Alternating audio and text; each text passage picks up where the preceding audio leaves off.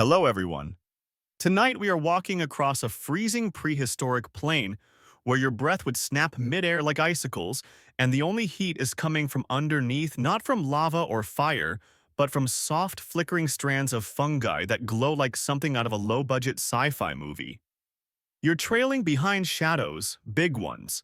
Mammoths, maybe 5 or 6 of them, hulking forms barely visible in the white noise of wind and ancient snow. There's a path here, and you're on it. So before you get comfortable, take a moment to like the video and subscribe, but only if you really like what I do here. Let me know in the comments where you're watching from and what time it is for you right now. Now turn off the lights, maybe turn on the fan for some soothing noise, and let's get started tonight. The snow under your feet crunches like dry paper. The air is bitter and thin, but your focus isn't on the cold, it's on the faint shimmer lining the path ahead. Faint tendrils of light curl out from beneath the surface, like someone spilled glow-in-the-dark paint and forgot to clean it up for a few thousand years. It doesn't look alive, but it doesn't look dead either. It's pulsing. You follow it not because you want to, but because that's what mammoths did. And it turns out you're not that different. To your left, a juvenile mammoth pauses, its breath steaming in the moonlight. It dips its heavy head toward one of the glowing patches and snorts softly. The glow intensifies. You swear it gets brighter the closer the mammoth gets. And then, as if reassured, the creature keeps moving. What's stranger is that the rest of the herd doesn't even hesitate. They just follow. You think it's instinct, right? Migration patterns etched into ancient DNA.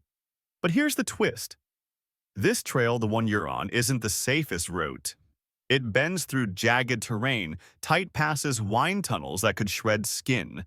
There are easier ways to get to water. So why this one? You shuffle along behind them, boots or hooves if you prefer, sinking deep into the frostbitten earth. Every few steps the glow shifts, sometimes blue, sometimes green. Once it pulses orange, and for a second the whole trail looks like a living lava flow. You'd laugh, but your teeth might shatter. One of the mammoths suddenly pauses. A low, guttural hum escapes its throat, almost like a warning. You freeze too. The glow up ahead splits 2 forks in the trail. The air is quiet except for the wind, and even that seems to hold its breath. Then slowly, as if thinking hurts the lead, mammoth veers left, the others follow. You follow too.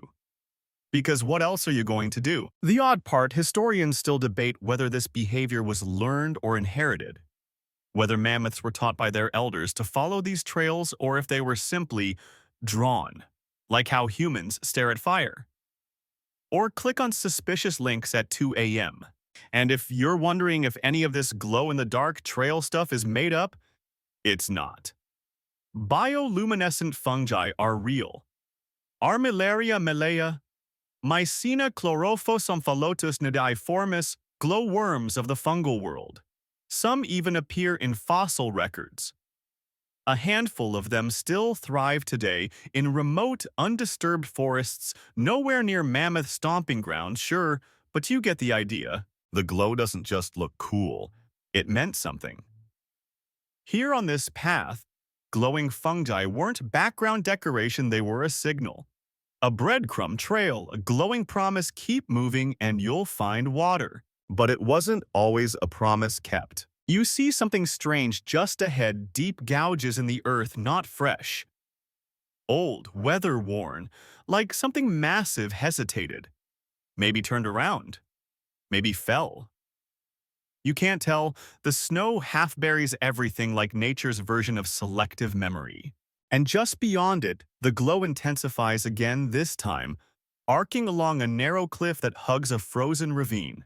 The wind howls louder. They're funneled through the rocks like it's trying to warn you in Morse code. You step closer, feel the temperature drop even further. The mammoths don't hesitate. They never do. Which is weird, isn't it? You'd think something as big as a mammoth would have an ego, a sense of caution. But no, they move forward pulled by something you can't measure, not hunger, not fear, just momentum. One mammoth older than the rest lags slightly. You watch its massive feet drag across the ice. It turns its head slowly to the side toward a patch of dark, unlit earth. No glow, no fungi, no signal. But something about it makes your spine twitch. Then it snorts once and catches up. That moment, blink and you'd miss it. But it felt like a decision. Like a crossroads only the mammoth understood. Want a weird fact while we're out here freezing together? Sloths used to be the size of sedans. No relevance to tonight's journey. Just, yeah, nature's always had a flair for scale. Anyway, back on the glowing trail you pass a strange rock. Except it isn't a rock. It's bone. Frozen solid. An old tusk snapped at the base. You can't tell if it was weather hunger or something worse, but it's pointing forward. Like a sign. Like it wants you to keep going. You don't speak Mammoth, but if you did, you'd probably hear something like just a little further. So you do what they did. You keep walking. You blink twice, maybe 3 times, but the glow doesn't go away. If anything, it thickens. You're closer now, close enough that the cold isn't just gnawing on your face anymore, it's crawling inside your sinuses like it's looking for secrets. But even through that freeze, the light of the fungi cuts a clear, deliberate path. Not a splash of color, not scattered. This is a line. And that line seems to pulse a little brighter every time one of the mammoths breathes too close. You kneel beside one of the clusters. They're mushroom-shaped, technically, but not like the ones you'd find sautéed over steak or hiding in your roommate's spiritual tea. No, these fungi look more like glowing coral, frilled and delicate, yet anchored deep into the permafrost. There's no visible heat, but you swear you feel warmth coming off them in waves. It could be the adrenaline, or hypothermia, or, ancient fungal magic. You inch closer and reach out. You know you shouldn't, but this is a second-person narrative, and we don't learn things the easy way. Your fingers hover over the cap. Right before you touch it, it flares a soft pulse of green-blue light like it knows you're there. Behind you, a mammoth lets out a low, wet rumble. It doesn't sound annoyed. More like it's saying, yup, that's the stuff. The mammoths aren't eating the fungi. Not really. They're walking with them. Like the light has a rhythm, and they're matching it. And that's when it hits you. This isn't just a pretty glow in the dark. The fungi are acting like indicators, like prehistoric biolanterns that only turn on when you need them most. Every time the snow gets deeper or the wind sharpens, the fungi pulse brighter, like they're reacting to stress, or maybe need. Bioluminescence evolved multiple times in Earth's history. In fireflies, it's a mating dance. In deep-sea fish, it's bait. In these ancient fungi, you don't know. Historians still debate whether these species co-evolved with megafauna or just learned to take advantage of them, the way a smart mushroom would. But one theory, your favorite, is that these fungi were sensitive to dehydration. They grew in ancient soil above hidden streams, frozen aquifers, and melt-rich basins. Where water lingered in permafrost or carved unseen tunnels, the fungi found a home. And they shone. Because the darker it got, the more help they needed to spread their spores. Light attracts eyes. Eyes attract movement. Movement brings contact. And contact spreads spores. Mammoth's huge, warm, woolly, slightly confused bulldozers were the perfect fungal Uber. The one directly ahead of you exhales a hot breath onto a glowing cluster, and the light flares again, brighter, sharper, like it's saying, you're getting warmer. A thought creeps in uninvited. What if the mammoths didn't just use the fungi? What if they trusted them? You're walking beside a beast whose skull is thicker than your torso and whose brain could outmemory your smartphone. These weren't dumb brutes. They mourned their dead. They taught routes to their young. And here they are, trailing behind mushroom lanterns that don't even guarantee survival. You stumble over a ridge and land knee-first in the snow. It's softer here, almost slushy. You press your palm into it, and beneath the surface, it's wet. Not just icy, but wet. Your fingers come back slick, and your nose picks up the faintest hint of life. Moss, earth, maybe even water. You glance at the fungi near your feet, brighter than before. Well, look at that. A few steps ahead, the terrain shifts. It dips downward, a gentle slope leading into a shallow basin.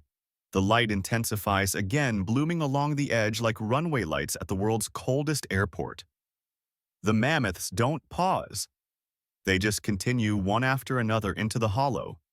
It's like they knew. This spot, this little dip in the land, it once held a seasonal meltwater pond. Long dried, now flash frozen, but once a rich stopover in the tundra's long punishing road. The spores here grew thick, drank deep, and glowed long after the pond disappeared. Like a memory. That's the part you don't expect how fungi remember. They don't have brains, but their mycelial networks are like primitive hard drives. They store chemical patterns, respond to pressure changes, adapt to temperature cycles. You step into the basin and feel like you're walking into a brain that forgot it died. Want something off topic? In 1987, a man taught a cockroach how to run a tiny robot using only its brain signals. That's right, a bug-brained cyborg. We've always underestimated small things. Back to the glow, the herd clusters in the basin quiet. The smallest mammoth curls its trunk around the leg of an elder. Another one brushes against a cluster of fungi with its tusk, slow and careful. The fungi pulse once, then go dim. Not out, just resting. You get the sense it's like a nod. A little "you're welcome." You're standing in the middle of a fungal feedback loop that may have existed for thousands of years. Fungi mark the water. Mammoths follow the fungi. Their presence encourages more growth. And when water vanishes, the fungi remember the ghost of it. They linger like broken lighthouses. And the mammoths keep following. You look up and catch the sky flashing just for a second. A ribbon of aurora overhead, bright green slashed with violet. The mammoths don't react. Why would they? They've got their own lights to follow. You stand there, your body aching from cold and your head buzzing with realization. This isn't migration. It's communion. The fungi don't just light the way, they become the way. And in that luminous bond, ancient megafauna moved across impossible landscapes with nothing but soft mushroom light and the scent of water beneath centuries of ice. You exhale.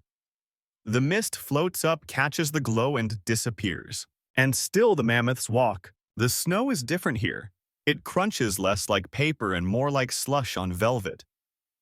You squint downward and realize the frozen topsoil is thinner, more pliant, like a crust over something not entirely frozen beneath.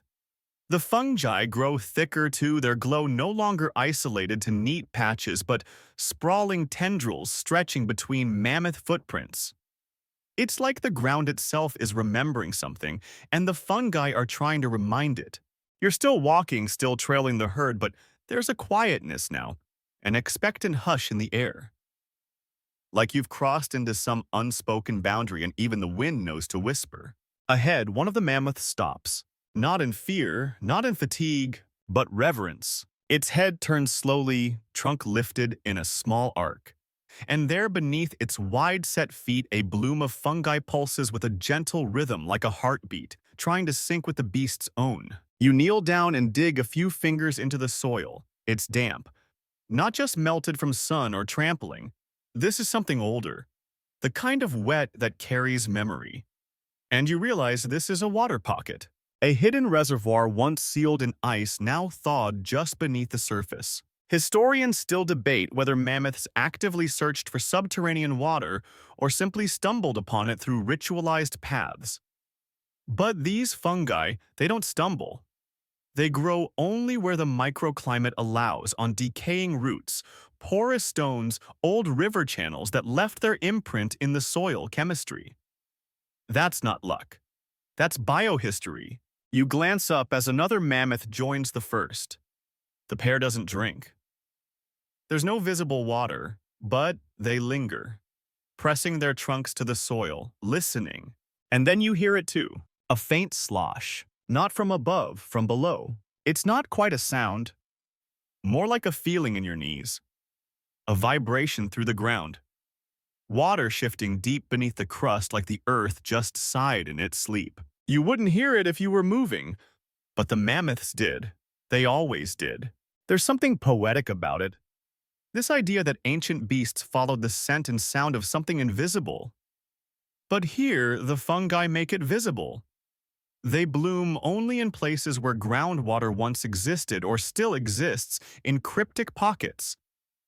They're like earthworm scribbles tracing the forgotten veins of the planet. And those veins mean everything when you're 30 tons of thirst in a blizzard.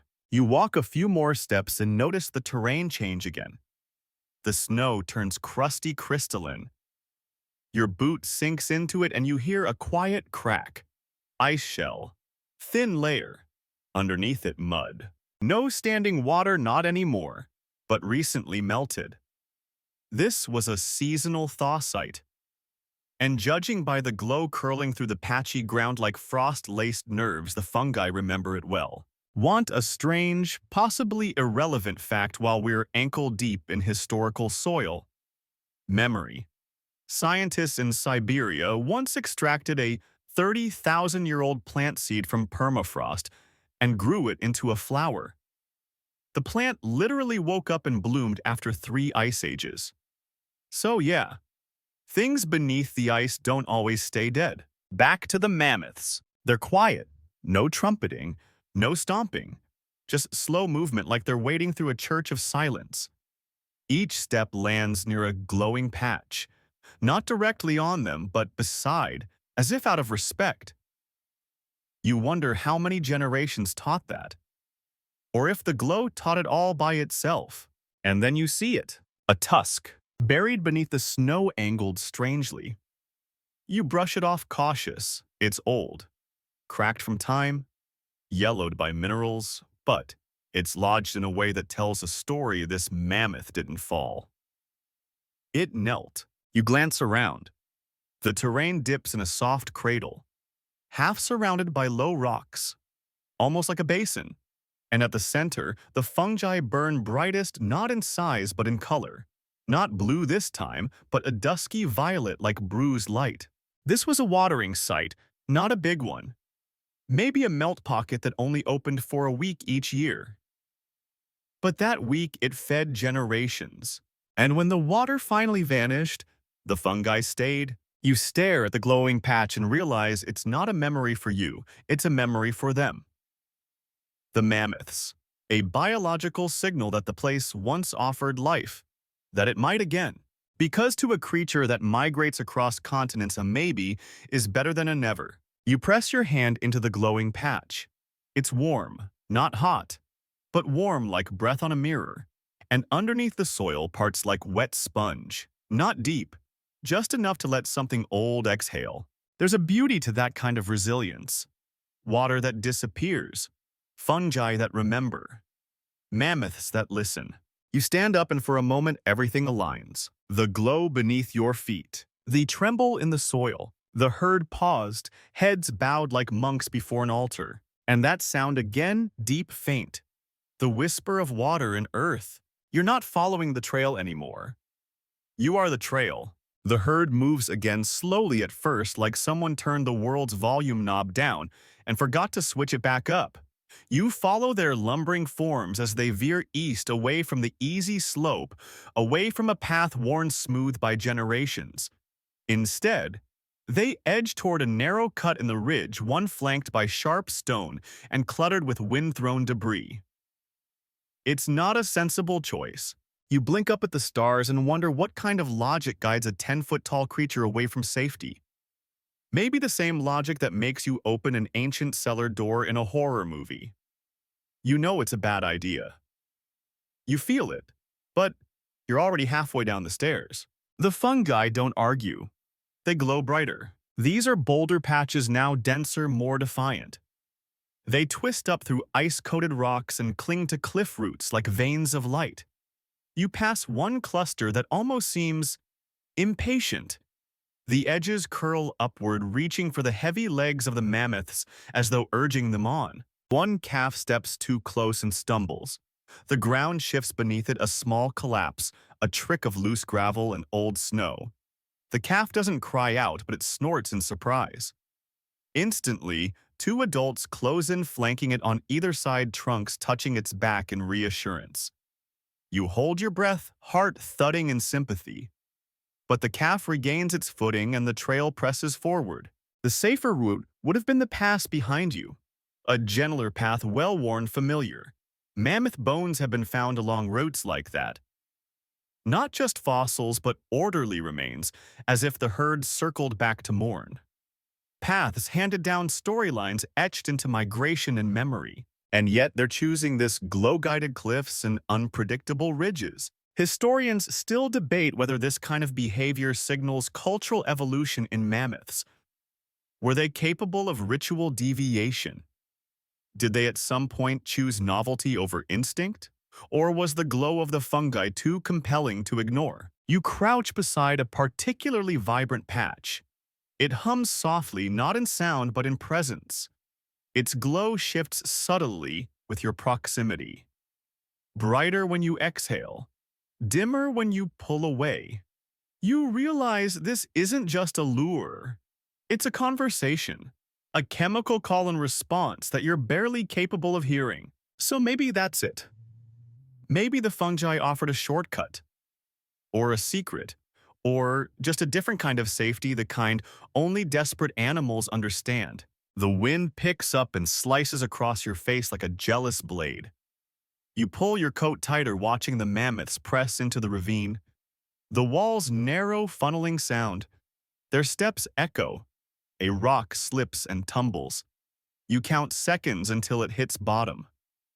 7, maybe 8.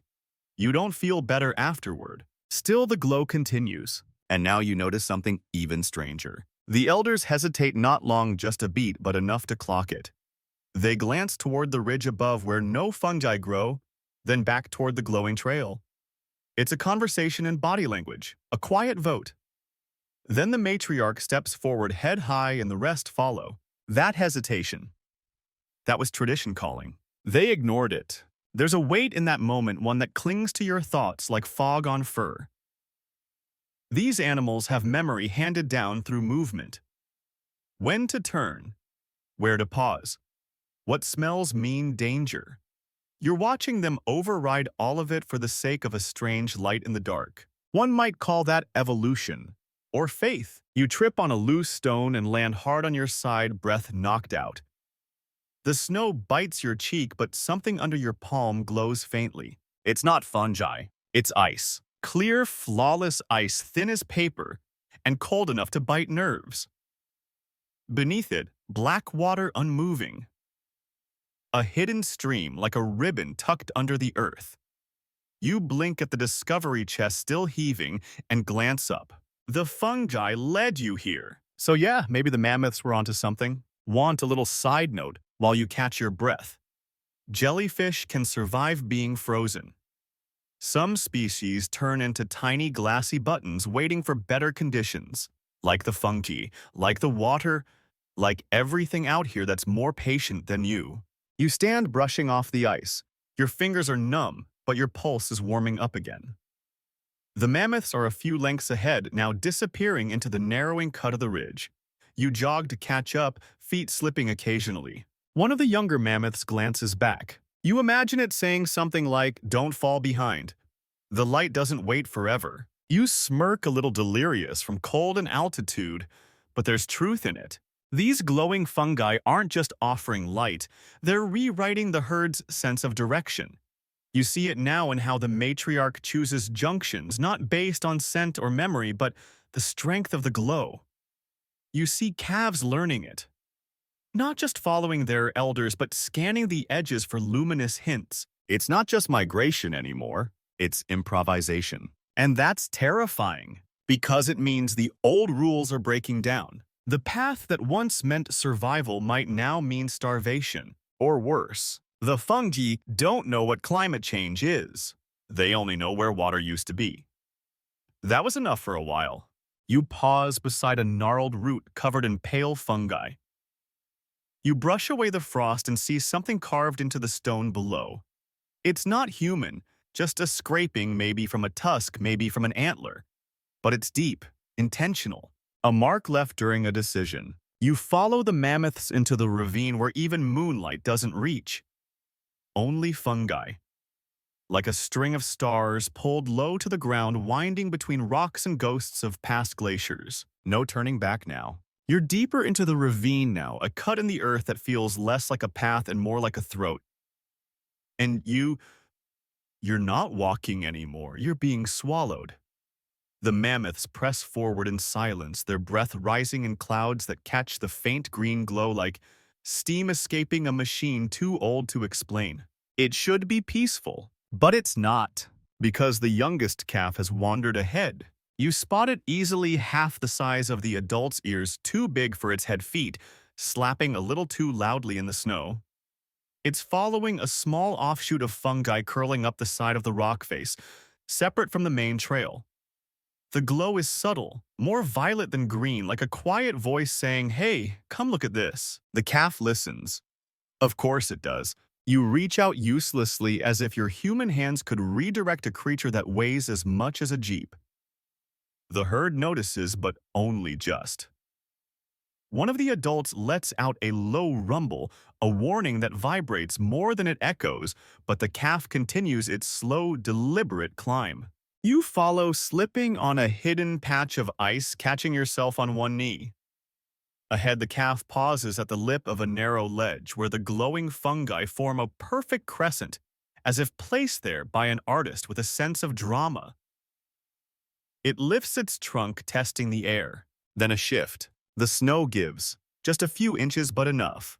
The calf's front foot slides out from under it, and suddenly you're watching 2 tons of fuzzy baby tip forward with all the grace of a refrigerator full of wet towels. It doesn't fall, but it almost does. A bellow tears through the canyon, low and primal, and within seconds 2 adults are crashing up the slope.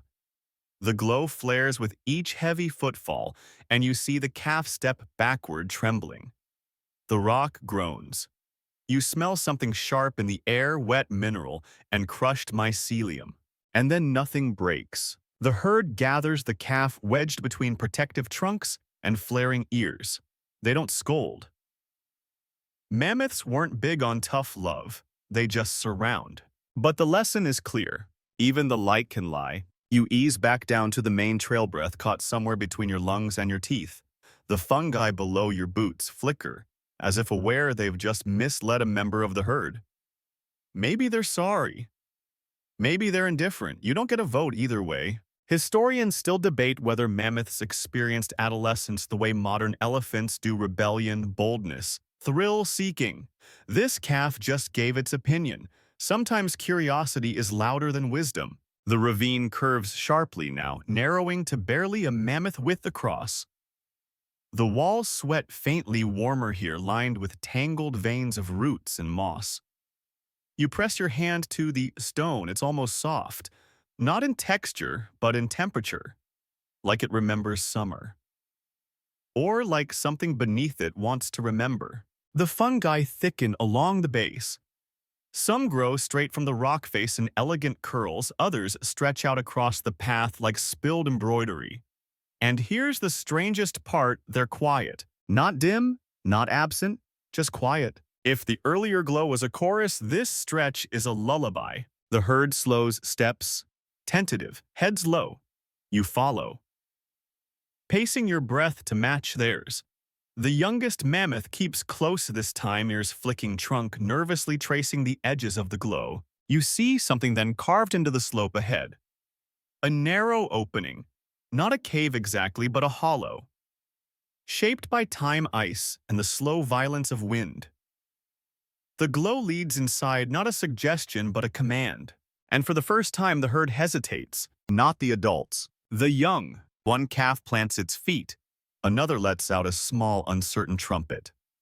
The older ones nudge forward, but gently, as if understanding that this light, the one that leads inside into shadow, is harder to follow. You can't blame them. It's tight in there.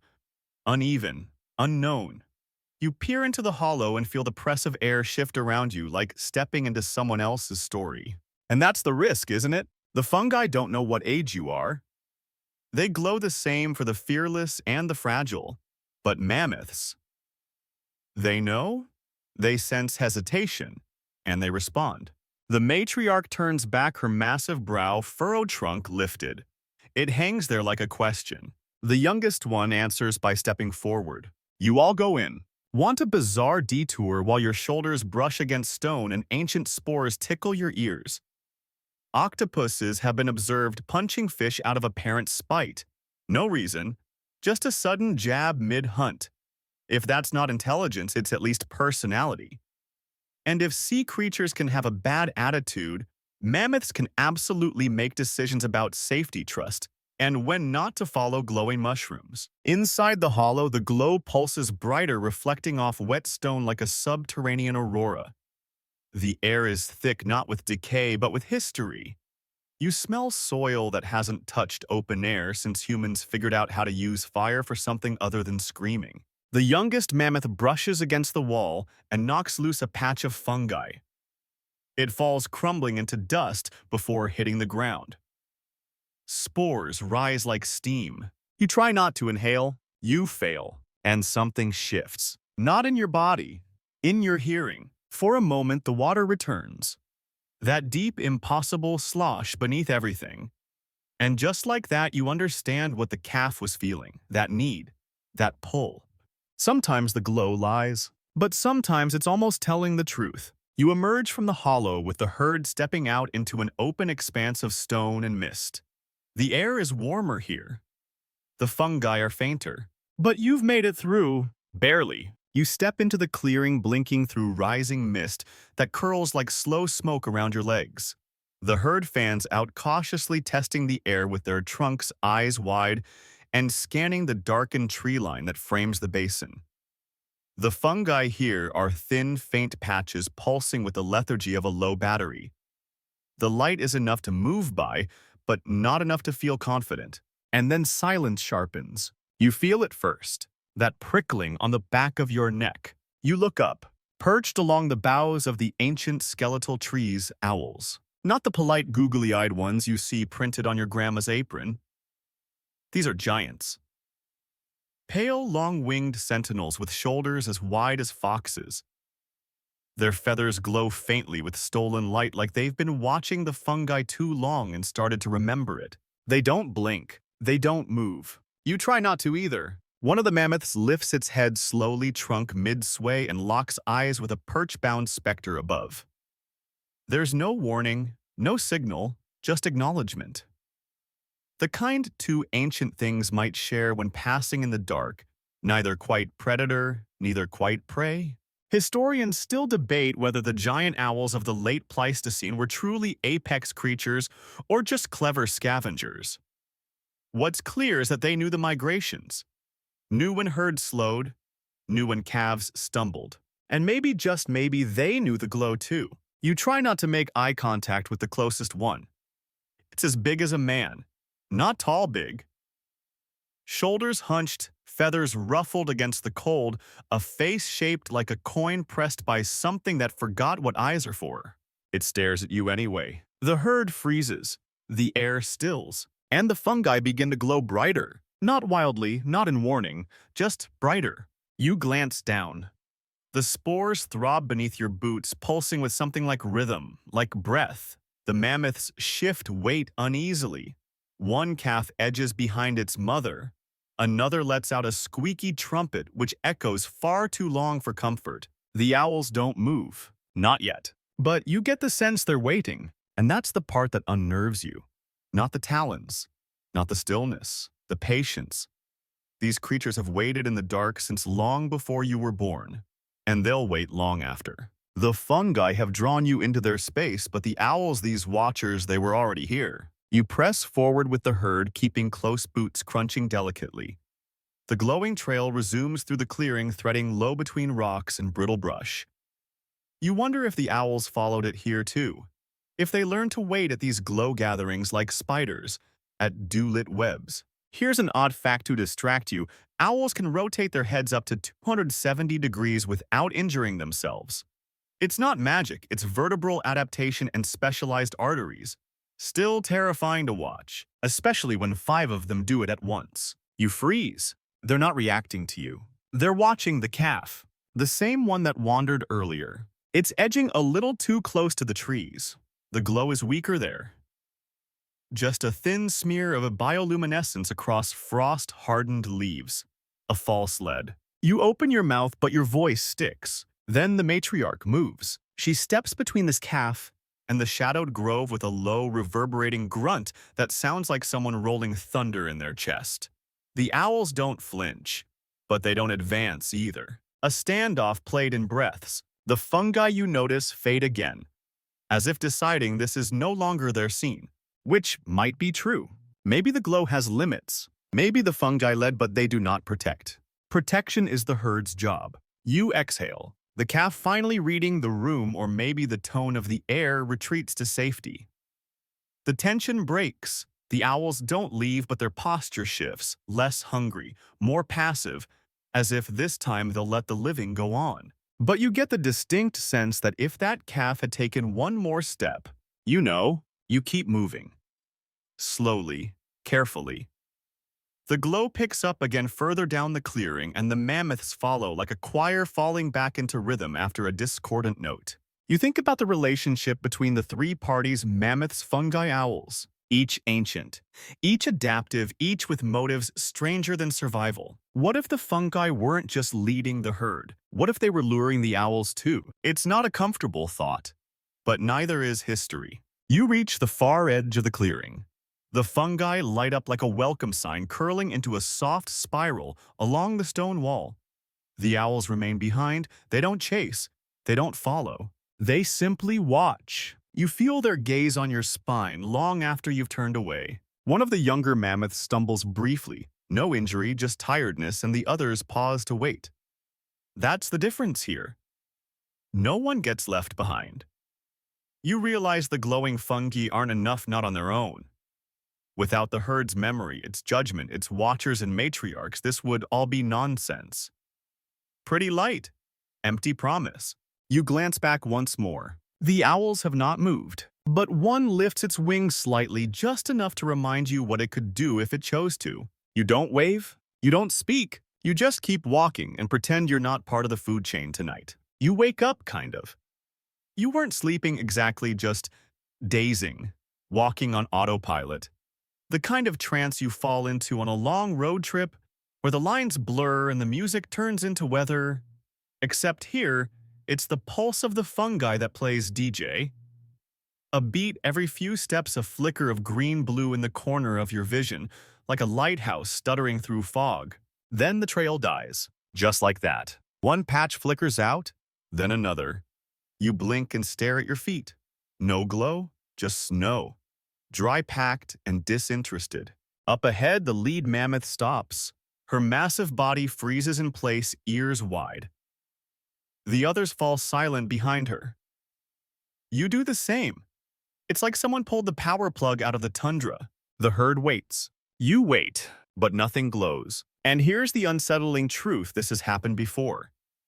Not just tonight, but many times in mammoth memory. The fungi go out, sometimes they fade slowly.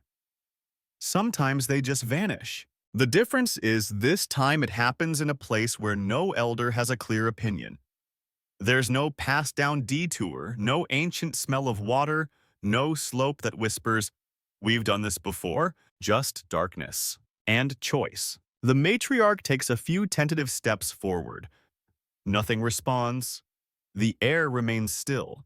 You notice the ground is colder here, not dangerous, just untouched, forgotten maybe. Historians still debate whether these glow failure zones marked places where the land dried up entirely, or whether it was fungal burnout, too many spores, too few nutrients. Either way, this break in the path presents a challenge. Mammoths rarely enjoyed improvisation. You glance down again. There are fragments of glow in the soil, broken clusters as if someone had tried to light the way and run out of time. It's like the fungi began a sentence and stopped mid-syllable. The herd starts murmuring. It's not sound exactly, it's body talk. Shifts in weight, nudges, chest rumbles. One young mammoth starts turning to the right, ears flicking in doubt. Another tries the left. The matriarch doesn't move. She lowers her head and listens. Literally. She presses the flat of her skull against the snow-crusted soil and stays there. You want to laugh. What is she doing? But then you remember mammoths hear through their feet. Their skulls can pick up subsonic vibrations, water beneath ice movement, and soil, thunder half a continent away. Some scientists think elephants can feel a storm's approach days in advance, like nature whispers secrets through their bones. So the matriarch listens, her massive form entirely still, trunk curled beside her ears relaxed. And then, a sound. No, not a sound, a tremor. Faint, fleeting, but real. She rises, turns, and moves forward, not left, not right, but forward along a trail that has no light. The others hesitate. You do too, but they follow. And so do you. For 10, maybe 20 paces, the path is blind. The snow crunches without comfort. You watch the mammoth's feet fall carefully. There's no old print here, no fossil of routine. It's pure instinct, or something stranger. Then a flicker. Up ahead, one small patch of fungi sparks back to life, dim but awake. A little green eye peeking from under the snow. Then another. The glow rebuilds itself piece by piece, like watching a broken necklace restring bead by bead. You exhale, unsure when you'd even stopped breathing. But it's not just relief. It's awe. The fungi didn't die. They hid. Want a strange aside while you're standing in this resurrected light. Some fungi produce their own wind. No joke.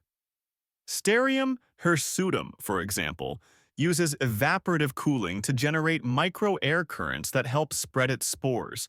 Tiny wind machines disguised as mulch. So yeah, never underestimate a mushroom. Back in the present, the glow is back in full. You're walking in light again and the mammoths are moving with more certainty. But something's shifted. They're not just following the glow now, they're leading it. The light builds where they walk, not before. After, like the fungi are watching the herd and saying, "All right, you go first. We'll catch up." You crouch beside a particularly fresh patch, watching it emerge from the soil like a dream remembered mid-sentence. It's tender, damp. The air smells faintly sweet like rotting pine and wet stone. You touch it. It pulses once, like it knows you're not what it expected. This is no longer a path, it's a dialogue. The herd is negotiating with the fungi, and the fungi in turn are deciding whether or not to listen.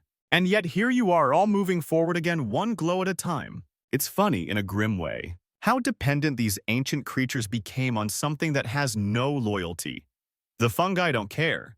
They respond to heat, pressure, moisture, sure, but not to longing, not to legacy. They're not guiding. They're reacting. And mammoths. They trusted that reaction for water safety direction. So what happens when the glow fades for good? The calf from earlier lags again, glancing at the darker edges of the new trail. You can't tell if it's nervous or just thinking, which same difference in mammoth terms. Another adult falls back, walking shoulder to shoulder until the calf catches stride again. You stay close this time too. Because the fungi have returned, yes. But you remember that moment of darkness. You remember the pause, and the feeling that next time the light might not come back. The air is changing. You feel it before you smell it, warmer, wetter, like the breath of something ancient exhaling just beyond the next rise. The trail winds downward now, and the fungi go with it, growing more luxuriant with each careful step. The snow thins until it's just a crust clinging to moss-slick stone, and even that starts to melt under your boots. The glow intensifies, not like before where it pulsed gently, politely. This is different, urgent. You round a bend and see why. There's a cave. Not a gaping, ominous maw like you'd expect from fairy tales, but a low, rounded entrance, barely tall enough for a mammoth to duck through. Its mouth pulses with faint light from within, bluish-green, almost fluid in texture, as though the air itself is bioluminescent. You stop, so do the mammoths. The matriarch lowers her head slightly, ears shifting back, the prehistoric version of, "Yeah, I know this is weird, but we're going in." And they do. One by one, they duck beneath the arching lip of the stone, their wool brushing the top tusks, scraping the cave's edges like keys dragging across an old record. You hesitate, just for a second. But the smell of warm earth and mineral-rich dampness is too much. Your body wants to turn back. Your bones want to go forward. So you follow. The moment you step inside, the world changes. The cave doesn't echo, it absorbs sound. Your footsteps vanish as soon as they land. The only noise is your own breathing, slow and loud in your ears. Every wall is alive with soft, fungal glow coating the rock in luminous curls, soft filaments dancing lazily in the still air like underwater plants. This isn't a cave, it's a womb. Moisture beads on your forehead. The temperature has jumped, not quite tropical, but warm enough to fog your glasses if you had any. The deeper you go, the stronger the glow becomes until the air itself hums with it. You're walking through light, not just beside it. The mammoths slow their trunks, brushing the walls, touching clusters of fungi like checking for signs. One of them lets out a low sound, a gentle rumble so low it almost doesn't exist. And from somewhere deeper in the cave, a droplet falls. Not a trickle, just one. Plunk. It echoes through the space like punctuation. The herd turns toward it. So do you. Historians still debate whether ancient herds use these cave systems regularly or only in extreme conditions. Caves like this are rare, often hidden under collapses or forgotten by time. But the bioluminescent fungi, they found their way in. They flourished here. Because inside the earth, water hides. You reach a central chamber vast and hollow, like a secret cathedral. The ceiling arches high above, and from it threads of fungi dangle like ghost vines slowly swaying as if moved by breath. The floor is uneven stone and silt slick with condensation, and at the center, there it is, the river. Not a roaring torrent, but a slow, patient flow. Black water lit by the glow of submerged fungal growth curling and uncurling like luminous kelp. The surface doesn't ripple, it shimmers. The kind of shimmer that makes your mouth go dry even as the air thickens with humidity. The mammoths don't rush. They gather along the bank, quiet, reverent. One lowers its trunk into the water, lifts it, and lets the droplets fall across its head. Not drinking, just touching.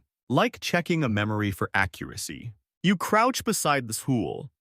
The water is absurdly clear. You can see pebbles on the bottom, each one cloaked in gently breathing fungi. It smells clean, not sterile clean, like filtered history. One mammoth finally drinks. The others follow. You reach down, press your hand to the surface. It's cold, but not icy. Inviting. You splash a few droplets against your cheeks and they cling longer than they should, as if the water doesn't want to let go. Want a strange little sidebar before this moment gets too sacred. There's a species of fungus, Schizophyllum commune, that has over 23,000 mating types. Not 23, not 230, 23,000. Love is complicated in the fungal kingdom. Back to this glowing underworld. The walls around the chamber are covered in pictograph-like markings. Natural etchings, maybe made by claws, maybe worn by tusks. Lines that suggest old trails. Circles that mimic hoofprints. Not writing exactly, but repetition with intent. The fungi grow thickest near them, as if drawn to remembrance. You walk along the wall and spot a depression in the stone, shallow but wide enough for a mammoth to have once lain down. And above it, the fungi form a perfect arc like a halo. You touch it lightly, and the glow pulses once, a quiet sigh of recognition. You realize this chamber wasn't just a water stop. It was a memory palace, a place where the journey paused, and the story was marked in breath and light and silence. But the water, that's the core. Not because it's rare, but because it's real. Everything else has changed: climate, trail, instinct. But this river, this slow-moving artery beneath the stone, has remained. The fungi remember because they grew from it. The mammoths remember because they drank from it. You remember because you're here, and maybe that's enough. Eventually, the herd begins to move again. One by one, they turn away from the water, pressing back into the tunnel of light. Not fast, not reluctant, just finished. You stay a moment longer, not to drink, just to listen. Because deep within the rock beneath the cave, under the story of fungi and tusks and glowing air, the water moves still. and its voice is quiet but endless. The last mammoth leaves the cavern without ceremony, just a slow turn and a whisper of wet footprints fading into stone. You follow heart-slowed fingers still tingling from touching that ancient water. It lingers in your bloodstream now like you've swallowed a fossil. Outside the cave, the world is colder again, sharper. The mist has retreated, replaced by brittle silence and the faint crunch of hooves on frost-hardened earth. But one mammoth stays behind. A lone bull, older, heavier tusks like braided driftwood, stands at the cave entrance, head tilted slightly, watching the fungi near the pool. You stop and turn. His breath moves in long, thoughtful clouds as if he's testing the temperature of a memory. Then slowly he lowers his head and eats the fungi. Not just a nibble, he tears into a thick patch growing on the cavern floor. The sound is quiet, almost reverent. You can hear the slow rip of mycelium roots pulling loose from stone like tape peeling off old skin. The rest of the herd doesn't notice. Or maybe they do and choose not to react. The bull chews slowly, methodically, then steps back. His eyes don't close. They widen. Not in fear, not quite in wonder, just alert. And then without another glance, he leaves the cave, walking not behind the others but at an angle, away from the trail. You stand there trying to decode what you just witnessed. Mammoths didn't often eat fungi. At least not these. Not the glowing ones. The glow typically signals something unappetizing or even dangerous, like a prehistoric do-not-eat sign. Bioluminescence evolved in some species because it deterred grazers. So why him? Why now? Historians still debate whether ancient animals experimented with food under stress, whether famine unlocked behavioral mutations, or if occasionally one creature just got curious. But this wasn't a starving mammoth. He looks strong, intentional. You follow him, careful not to be seen. He's moving oddly. Not aimlessly, not drunk, but certainly not in lockstep with the others. His pace slows and quickens in irregular bursts, as if he's hearing a beat that doesn't belong to the rest of the world. He pauses often to sniff the air, to test the ground, to watch the wind. And as you trail him, you start to see something unnerving. He's veering toward places with no glow. The rest of the herd follows the fungal path, still pulsing in the direction of known water trails and seasonal pockets. But this one, he walks the shadows. You hesitate at the edge of a ridge where he disappears. Below, you see him move into a small clearing, one where the snow remains untouched and the silence is deeper. The fungi do not grow here, but the air looks strange, wavy, like heat mirage in winter. You descend, boots whispering through pine needles and wind-cracked ice. He's stopped in the center, standing perfectly still. You circle around trying to see his face, and when you do, you stop cold. His eyes are milky, not blind, just clouded, like glass after breath. His pupils are focused, but not on anything you can see. And then he lowers his head and presses his trunk into the snow. Nothing moves. You hear nothing. And then softly, impossibly, you feel something under your feet. A hum. Like a vibration coming not from the earth, but through it. The kind of low note you don't hear so much as absorb. It tingles in your teeth. It pools in your knees. The mammoth exhales. Not a trumpet, just breath. And something deep beneath you echoes back. It shouldn't be possible. There's no cave here. No known underground stream. But the hum continues. Faint. Intermittent. You crouch and press your hand to the snow. It's warm. Only in that one patch. You dig down just a few inches and beneath the crust is loam. Black, soft, and fragrant. Alive. The fungi didn't grow here, but the conditions exist. This could have been a fungal bed. Or maybe it will be. The mammoth doesn't dig. He walks. Still angled away from the herd, still slow, still sure. He's following something, all right, but not the glow. He's following the absence of it. Want a weird intermission. There's a known phenomenon in human neurology called Charles Bonnet syndrome, where visually impaired individuals begin to see detailed hallucinations, complex, believable images in the void left by vision. The brain fills in silence with story. Maybe that's what this mammoth is doing. Maybe he's hearing something no one else can because his world has gone quiet. You watch him vanish into a bank of pale fog. It swallows him without ceremony. You think of turning back. Then something strange happens. A cluster of fungi, half-frozen dormant, forgotten at the edge of the clearing, suddenly lights up. Dim, flickering. Just one pulse. Then... and it fades again. You step closer, kneel, touch it. The patch is warm. But it shouldn't be. Not here. Not in the cold. Not in the absence of a herd. You glance toward this direction, the bull disappeared. Then back at the glow. Then at your hand still touching the fungus. It pulses again, as if asking a question. Not where is the water, but who is listening? Your hand is still resting on the warm fungi when you feel it again. A breath, not air, but memory. Something old. Something with weight. You pull back slowly, fingers tingling, as if you've touched a current. The glow disappears the moment you let go.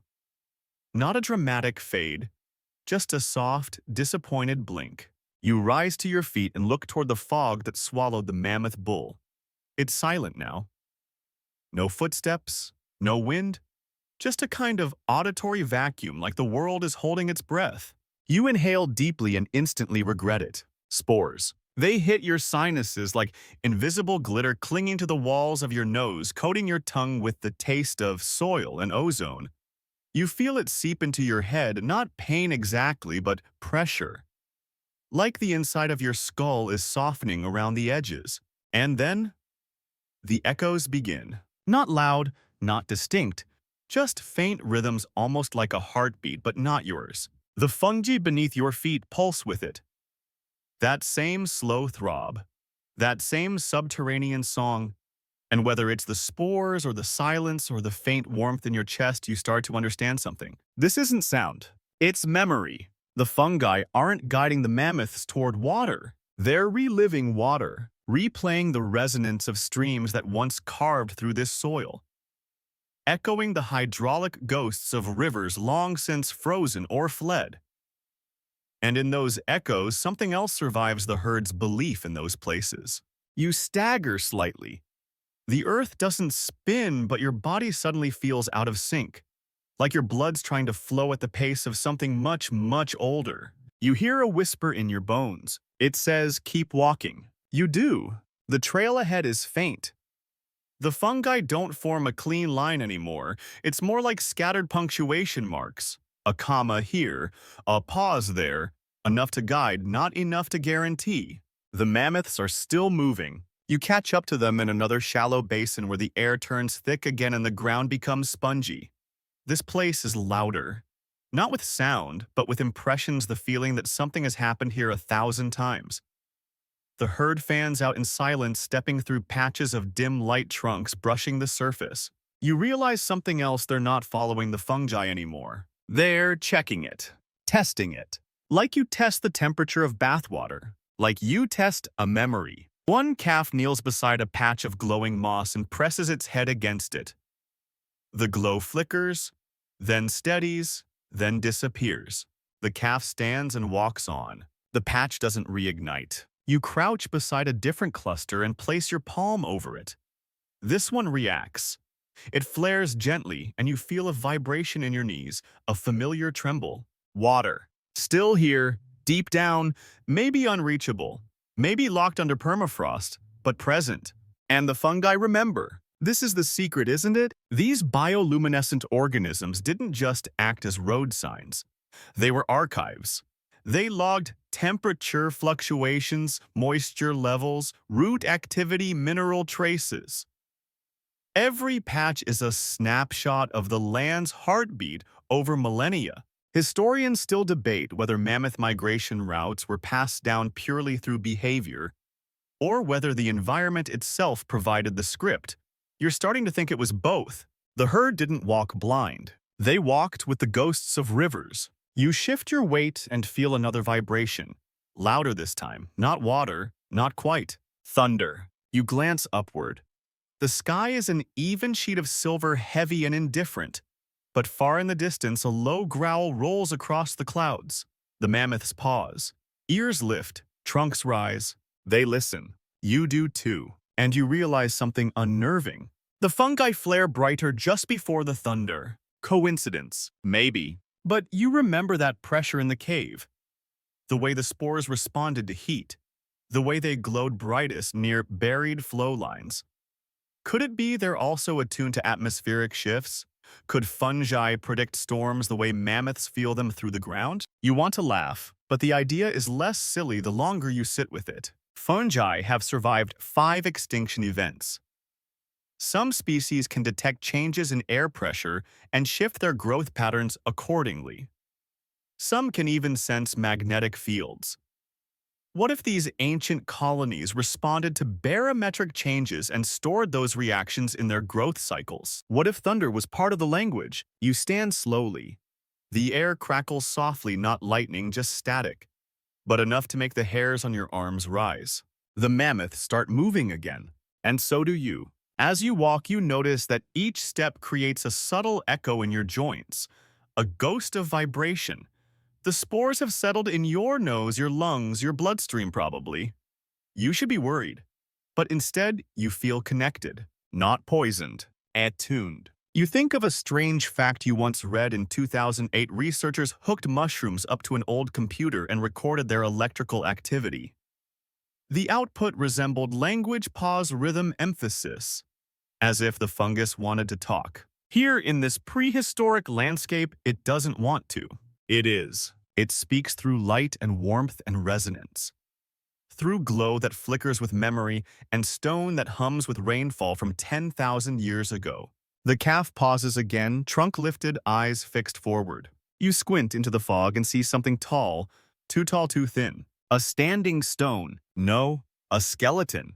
Half buried, ice glazed. A mammoth long dead, its tusks curving upward in a final gesture of reaching. And beneath it, fungi, pale, gentle, glowing upward from the ribs. You step closer, and the vibration deepens. Not louder, clearer. This is what the bull was hearing. Not hallucination, resonance. A feedback loop between bone and memory, light and water, storm and soil. You place your hand against the ribs. They're warm. And from somewhere inside your chest, that same silent whisper returns. Keep walking. The skeleton leans like it's listening. A curve of ancient ribs tangled with fungal tendrils, each glowing softly, cradling the ice-black soil below. You kneel beside it, palm on the smooth, mineral-polished bone, and the warmth beneath your fingers makes no sense. There's no sun here, no volcanic vent, just the faint heat of something that shouldn't be awake. The herd slows around you but doesn't stop. They know this place, not personally, but generationally. You look around and realize they've been here before. The mammoth bones lie in a lazy arc spread along the water's edge like sleeping giants who decided to rest forever. Some are partially buried, others exposed by thaw or wind. All of them face the same way, toward the glowing river. It flows silent and slow through the basin, more of a seep than a stream. The surface is coated in a slick film of blue-green fungal light, a membrane between water and air. Every so often, a faint ripple disturbs it. You can't tell if it's wind or memory. One calf steps close, pausing at the edge. Its reflection looks back larger, older. You wonder if that's projection or prophecy. The matriarch steps into the shallows. Not deep, just ankle-high. The water parts around her massive feet and she stops still and centered. Then, with careful reverence, she dips her trunk beneath the surface, lifts it, and sprays a gentle arc over her back. A baptism, a ritual, a reminder. This spot is sacred, and it's not because of death. It's because of direction. You walk slowly between the skeletons. Most are undisturbed bones bleached by wind, not violence. No sign of predators, no tangle of broken limbs, just orderly rest. One even has both tusks still intact, half sunken into a mat of moss, where fungi curl upward like reverent fingers. It feels wrong to speak here. Even thinking too loudly seems impolite. The glow around you remains steady, no flickering, no pulse. The fungi are calm, as if this is a page of the story they don't need to rewrite. Everyone who comes here already knows how it ends. You stop in front of a particularly massive skull jaw, cracked open just wide enough to form a suggestion of breath. The eye sockets are tilted slightly toward the water, frozen in awe or sorrow. You sit beside it and exhale slowly, not out of grief, out of recognition. Historians still debate whether these bone beds represent mass death events, drought illness, or something gentler. Voluntary stillness, a place the old ones went when they knew it was time. Elephants do it today, wandering to familiar clearings when their bodies start to fail. They don't cry. They remember. And they wait. You pull your knees up and rest your chin on them. You could stay here for hours. It's not comfortable, but it's quiet. Not just silent quiet in the way a closed library is quiet. Not absence of noise, but presence of memory. Want a strange intermission while you're emotionally pinned under a mammoth ribcage. Tardigrades, those microscopic water bears, can survive space. Like actual vacuum and radiation space. They just dry out and wait. Kind of like how this river seems to have waited for someone to return. The herd drinks now one by one. No urgency, just rhythm. One young mammoth lowers itself slowly beside the bone's trunk, resting across its own legs like a curled question mark. It doesn't sleep, just settles. As if it too understands this place is for slowing. And then something curious happens. The fungi begin to dim. Not everywhere, just around the bones. The glow fades from the ribcage beside you, from the moss at the calf's feet, from the riverbank where the matriarch first stepped in. It isn't dying. It's dimming, like lights lowering in a theater after the show. As if the fungi know you've seen what you came to see. You stand and dust the frost from your clothes. The river continues. The glow steadies elsewhere, forming a new trail, subtle, winding away from the water and up a narrow path threaded between rocks and fir trees that still whisper with frost. The herd notices. You do too. And without command or fanfare, they begin to move. No trumpet. No stomp, just a slow pivot, and the sound of old bones behind you finally being left alone. You take one last look at the skeletal arc along the river's edge. None of them were alone. Even in death, they face the light. You climb. The trail leading away from the glowing river curls upward, narrow and steep, bordered by frost-hardened roots and wind-scoured stone. The mammoths move slowly here.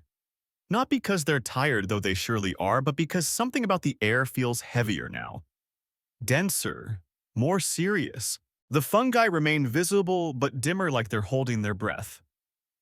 The path is still there, just less eager to show itself. The glow shrinks back into crevices, hugging the edges of rocks and curling beneath fallen branches. Like it's hiding. You wonder what it's hiding from. Up ahead, the slope levels out into a plateau, a wide frozen expanse where the wind refuses to move. It just hangs. The sky is low, clouded with that woolly gray that suggests snow or something worse. The temperature dips again, and you feel it immediately, not just cold, but resistance. You take a step and the earth beneath your feet is suddenly hard, unnaturally hard, like it's holding something back. The mammoths reach the edge of the plateau and pause. One by one, they test the ground, their enormous feet shifting carefully over the surface.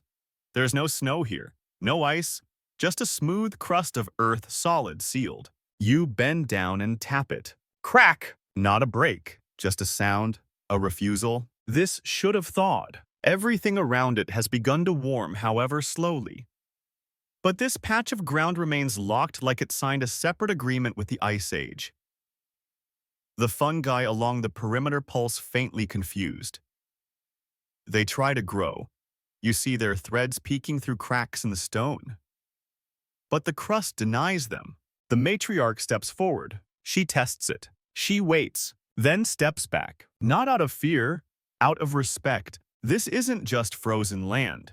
This is preserved memory. Historians still debate whether certain landscapes resisted thaw due to geology or some deeply buried permafrost anomaly. But among the ancient herds, these places became myth, marked by glow visited by few. the lands that won't melt. You stand at the edge of that myth now and feel it in your bones. The herd doesn't cross. Instead, they skirt the perimeter following a crescent-shaped line of dim fungi that curls along the rim of the unbroken crust. You follow them, boots scraping frost that shouldn't still be here. Then behind you a sound. Not wind, not animal, something deeper. A groan. The ground shifts slightly, just a tremor. You spin around, staring at the plateau's center. Nothing visible moves, but you feel it, like the earth exhaled from somewhere deep below. The mammoths stop too, all of them. A silence settles that goes beyond quiet, the kind that makes your skin feel thinner. Then the ground pulses again, just once. A low, deep vibration that passes through your feet and up your spine. And the fungi react. They flare. Everywhere along the edges of the plateau, in cracks along rocks on trees, they all pulse brighter than before. Not blinding, just insistent. And in that moment, you realize what's happening. The fungi aren't showing the path forward. They're warning. The crust in the center isn't just old, it's sealed. And something beneath it doesn't want out, but it's still there. Want an off-topic distraction before your imagination eats itself alive? Honey never spoils. Archaeologists have found 3,000-year-old pots of honey in Egyptian tombs still perfectly edible. Because sometimes nature says, I will not change, like this ground. The mammoths resume moving a little faster now. Not in panic, but with purpose, like they've heard this song before. You keep pace. As you circle the crust's edge, you see an old tree dead hollow, its base surrounded by mushrooms. Not the glowing kind, just common decomposers. You step closer, brushing the bark, and it crumbles beneath your fingers. Inside the hollow, a frozen paw, small. Wolf maybe, long dead, preserved by the refusal of thaw. You glance toward the center of the plateau again, then at the mammoths, still skirting the rim, careful not to step too close. This place holds things too old to rot, too stubborn to leave, and the fungi. They remember. They're not trying to relight the path here. They're trying to stay out of the way. You press your hand to one glowing patch. It pulses weakly, like it's whispering, not here, not yet, not this. You understand. The herd curves around the last edge of the plateau and descends a new slope.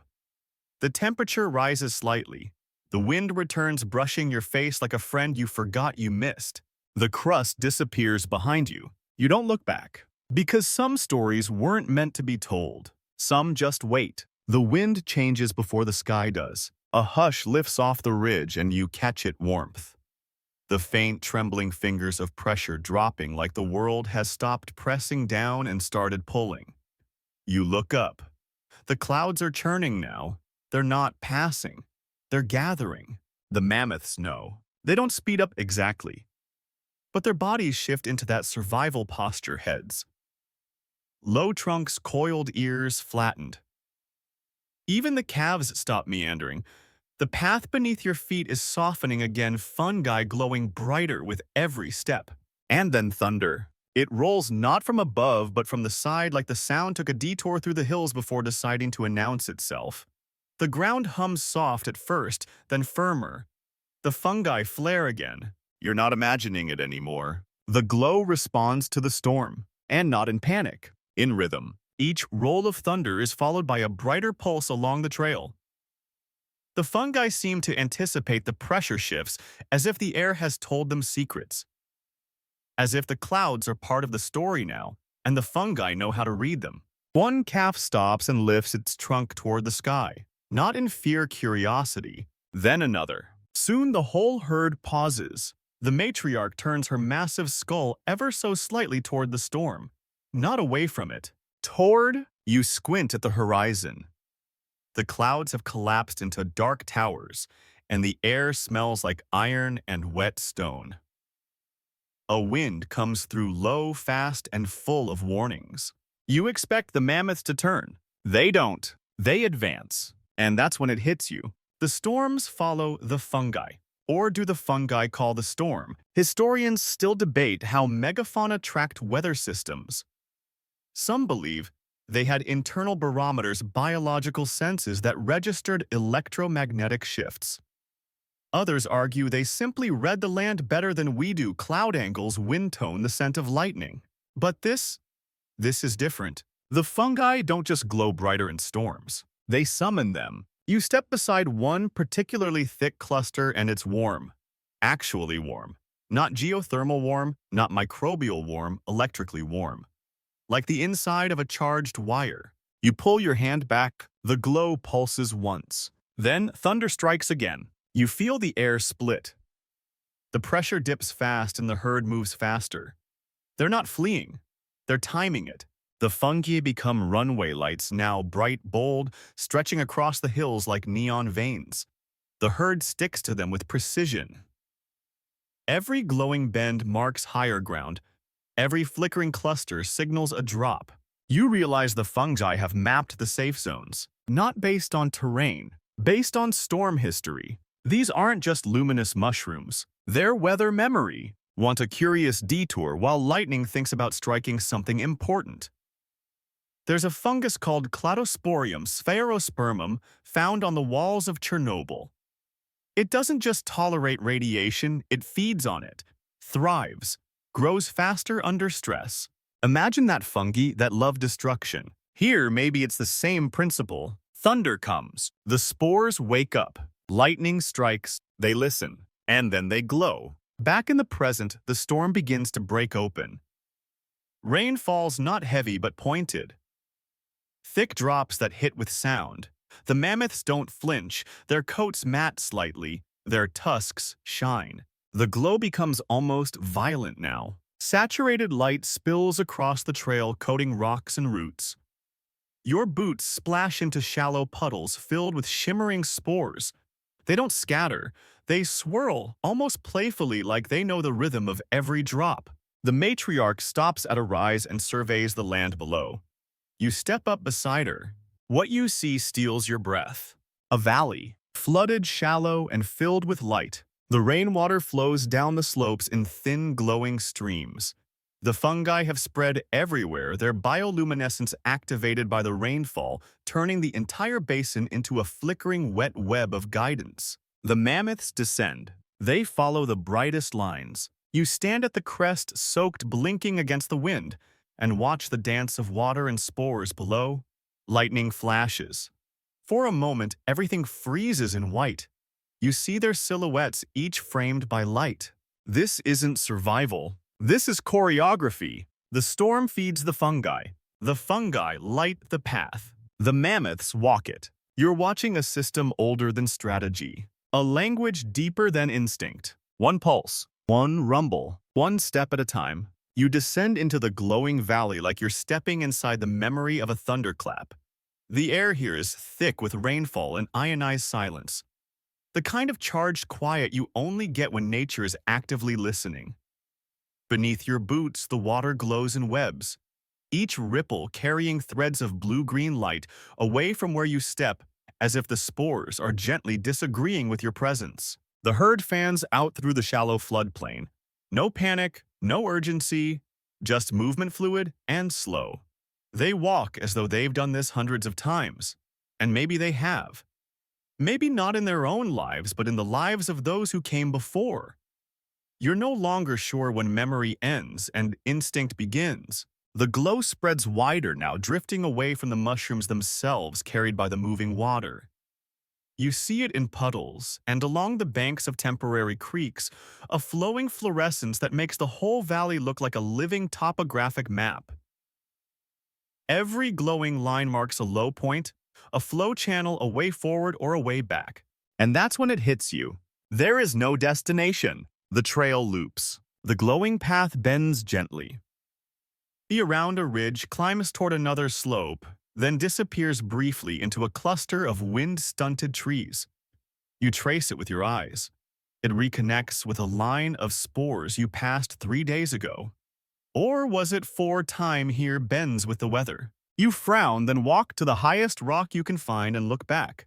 And there it is. The trail circles. It curls around valleys, ridges, even some of the mammoth skeletons you passed before.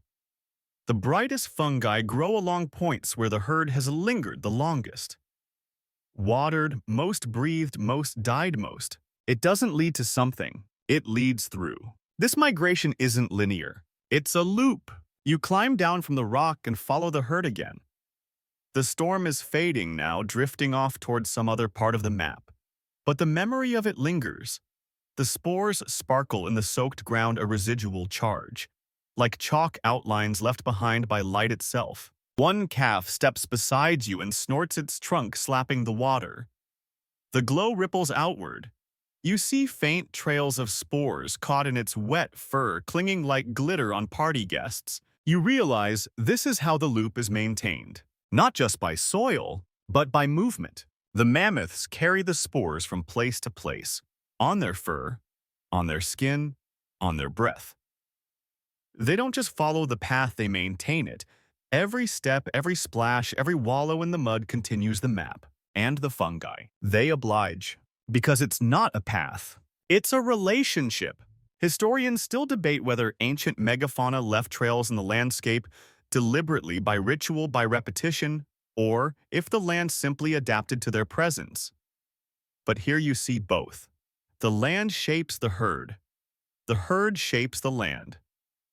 And the fungi, they remember everything. You pause near a cluster, growing out of a downed log long dead and waterlogged. The glow here is slow, not weak, just content. It pulses in slow, dreamy waves as though it doesn't need to speak as loudly anymore. It knows the herd will pass again, and again, and again. Want a strange footnote? While the water massages your ankles and your brain tries to process ancient loops, there's a mushroom in Oregon Armillaria ostoi that spans 3.5 square miles. It's technically the largest living organism on Earth. It's thousands of years old and mostly underground. We think trees are permanent. Fungi laugh quietly and keep growing. You look back at the herd. They're moving in a soft arc now, retracing part of the route you already took. At first it seems inefficient, then it seems elegant. No rush, just a slow return. Each pass deepens the groove, feeds the fungi, leaves a trace. Even the bones serve a purpose. You see one of the calves roll gently in a depression beside a set of old ribs. It kicks its legs up, splashes in the water, rises. Spores float off its back like ash. They catch the wind. You track their drift. They land exactly where the trail needs to go next. You stand still for a long while. The loop pulses around you. There is no start. There is no end. Only rhythm, pulse, thunder, glow, walk, pause, return. Even the storms seem complicit. Not a threat, but a partner. They come in, release their charge, awaken the fungi, soak the soil, feed the cycle. Then they leave, and the herd walks through it all. You try to picture what this valley looked like 10,000 years ago. Then you realize it still looks the same, because the loop holds it in place. Time doesn't pass here, it returns. The loop fades behind you now. Not entirely, not suddenly, just enough to feel it. The pulse of the fungi grows slower, the light a little lazier, like a candle burning low after fulfilling its purpose. You walk quietly, boots soft against the spongy ground. The herd moves ahead slower than before, not from fatigue, from knowing. You crest a small rise and the glow dims further. Underfoot, the fungi are sparse again, scattered like leftover thoughts. They no longer guide. They simply exist. Present but passive. Their glow doesn't pulse. It shimmers once, then rests. And then you feel it under your boots, the first sign of silence that isn't about sound. It's stillness. The trail ends here. Or maybe it always ended here. The mammoths stop one by one. They don't graze. They don't drink. They just stand.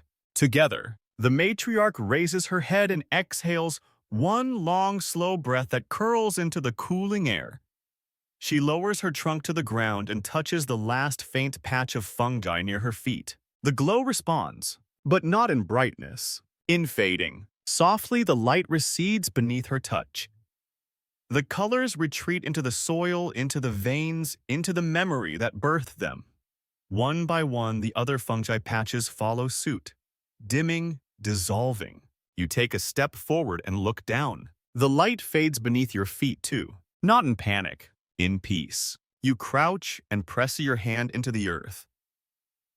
It's warm, not physically but emotionally, like holding a stone that's absorbed 1,000 years of stories, the warmth of goodbyes. And you understand? It was never about the water. Not really. The fungi glowed where water was not where it would always be.